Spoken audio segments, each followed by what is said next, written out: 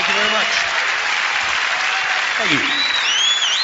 Okay, now, speaking of places to eat and what they're called or named, Beverly Hills has a brand new restaurant specifically for bulimia victims. It's called the Scarf and Barf. Well, they were going to call it the Fork and Bucket.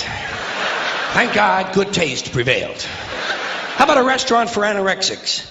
What would you call it? The Empty Plate. The Lonesome Chef. Start without me, guys. See, somehow I can't feel sorry for an anorexic, you know? Rich cunt, don't want to eat? Fuck her. Fuck.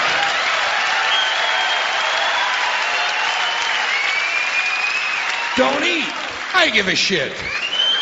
Like I'm supposed to be concerned about this. I don't want to eat. Go fuck yourself. Why don't you lie down in front of a railroad train right after you don't eat?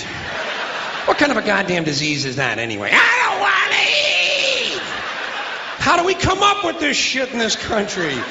Where do we get our values from? Bulimia, there's another all-American disease. This has got to be the only country in the world that could ever have come up with bulimia. Got to be the only country where some people are digging in the dumpster for a peach pit, other people eat a nice meal and puke it up intentionally. Where do we get our values from? I do not understand our values. By the way, speaking of American values, aren't we about due to start bombing some small country that only has a marginally effective air force? Seems to me like we're weeks overdue to drop high explosives on helpless civilians. People who have no argument with us whatsoever. I think we ought to be out there doing what we do best, gang, making large holes in other people's countries. I hate to be repetitious, but we are a warlike lot. We can't stand it not to be fucking with somebody. We couldn't wait for that Cold War to be over, could we? Couldn't wait for the Cold War to be over so we can go and play with our toys in the sand. Go and play with our toys in the sand. And when we're not invading some sovereign nation or setting it on fire from the air, which is more fun for our Nintendo pilots, then we're usually declaring war on something here at home. Did you ever notice that about us? We love to declare war on things here in America. Anything we don't like about ourselves, we declare war on it. We don't do anything about it. We just declare war on it. It's the only metaphor we have in our public discourse for solving problems, declaring war. We have to declare war on everything. We have a war on crime, the war on poverty, the war on litter, the war on cancer, the war on drugs. But you ever notice we got no war on homelessness, huh? No war on homelessness. You know why? There's no money in that problem. No money to be made off of the homeless. If you could find a solution to homelessness where the corporate swine and the politicians could steal a couple of $1 million each, you'd see the streets of America begin to clear up pretty goddamn quick. I'll guarantee you that. I will guarantee you that. Yeah.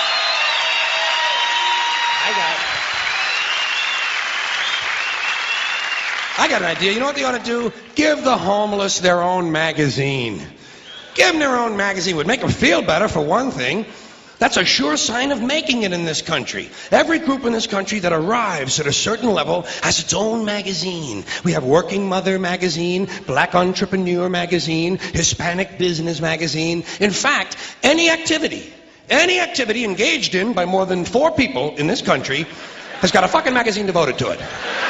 Skydiving, snowmobiling, backpacking, mountain climbing, bungee jumping, skeet shooting, duck hunting, jerking off, playing pool, shooting someone in the asshole with a dart gun. They probably got a fucking magazine for that. Walking!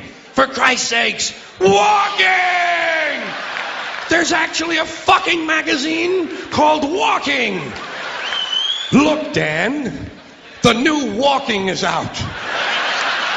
Here's a good article, putting one foot in front of the other. Give them their own magazine. Give them their own magazine. You know what you call the magazine for the homeless? Better Crates and Cartons. Yeah, then when they get finished reading it, they can use it to line their clothing.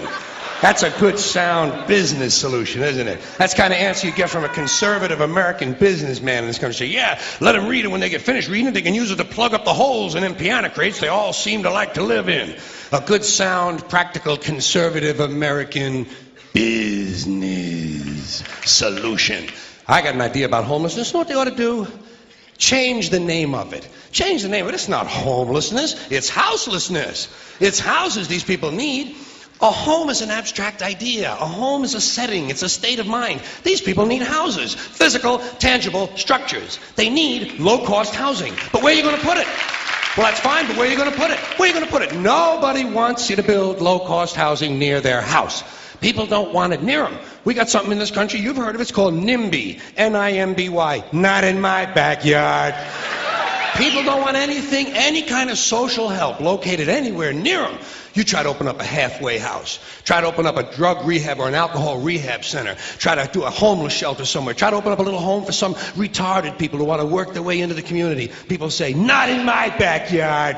People don't want anything near them, especially if it might help somebody else. Part of that great American spirit of generosity we hear about. Great, generous American spirit. You can ask an Indian about that. Ask an Indian about if you can find one. You got to locate an Indian first. We've made them just a little difficult to find. Well, if you need current data, select a black family at random. Ask them how generous America has been to them. People don't want anything near them, even if it's something they believe in, something they think society needs, like prisons. Everybody wants more prisons, right? Everybody wants more prisons. People say, build more prisons! But not here. But why not? What's wrong? What's the problem? What's wrong with having a prison in your neighborhood? Well, it seemed to me like it would make it a pretty crime-free area, don't you think? You think a lot of crackheads and pimps and hookers and thieves are going to be hanging around in front of a fucking prison? Bullshit, they ain't coming anywhere near it. What's wrong with these people? All the criminals are locked up behind the walls, and if a couple of them do break out, what do you think they're going to do? Hang around? Check real estate trends? Bullshit. They're fucking gone. That's the whole idea of breaking out of prison, is to get the fuck as far away as you possibly can. Not in my backyard. People don't want anything near them. Except military bases. They don't mind that, do they? They like that. Give them an army base. Give them a navy base. Makes them happy. Why? Jobs. Jobs. Self-interest. Even if the base is loaded with nuclear weapons, they don't give a fuck. They say, well, I'll take a little radiation if I can get a job. Working people have been fucked over so long in this country, those are the kind of decisions they're left to make. I've got just the place for low-cost housing. I have solved this problem. I know where we can build housing for the homeless. Golf courses. Perfect. Golf courses. Just what we need. Just what we need. Plenty of good land in nice neighborhoods. Land that is currently being wasted on a meaningless, mindless activity engaged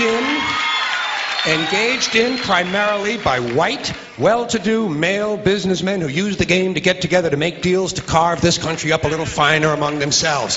I am getting tired, really getting tired of these golfing cocksuckers in their green pants and their yellow pants and their orange pants and their precious little hats and their cute little golf carts. It is time to reclaim the golf courses from the wealthy and turn them over to the homeless. Golf is an arrogant, elitist game, and it takes up entirely too much room in this country. Too much room in this country.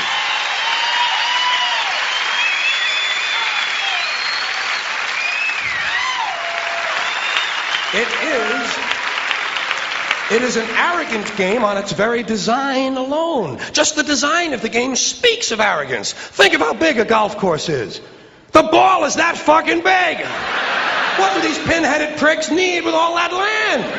There are over 17,000 golf courses in America. They average over 150 acres apiece. That's 3 million plus acres. 4,820 square miles. You could build 2 Rhode Islands and a Delaware for the homeless on the land currently being wasted on this meaningless, mindless, arrogant, elitist, racist, there's another thing, the only blacks you'll find in country clubs are carrying trays, and a boring game. Boring game for boring people. You ever watch golf on television? It's like watching flies fuck. And a mindless game, mindless. Think of the intellect it must take to draw pleasure from this activity. Hitting a ball with a crooked stick and then walking after it. And then hitting it again. I say, pick it up, asshole. You're lucky you found the fucking thing. Put it in your pocket and go the fuck home. You're a winner. You're a winner. You found it. No. Never happened. No chance of that happening. Dorco in the plaid knickers is going to hit it again and walk some more. Let these rich cocksuckers play miniature golf. Let them fuck with a windmill for an hour and a half or so. See if there's really any skill among these people. Now, I know there are some people who play golf who don't consider themselves rich. Fuck them! And shame on them for engaging in an arrogant, elitist pastime.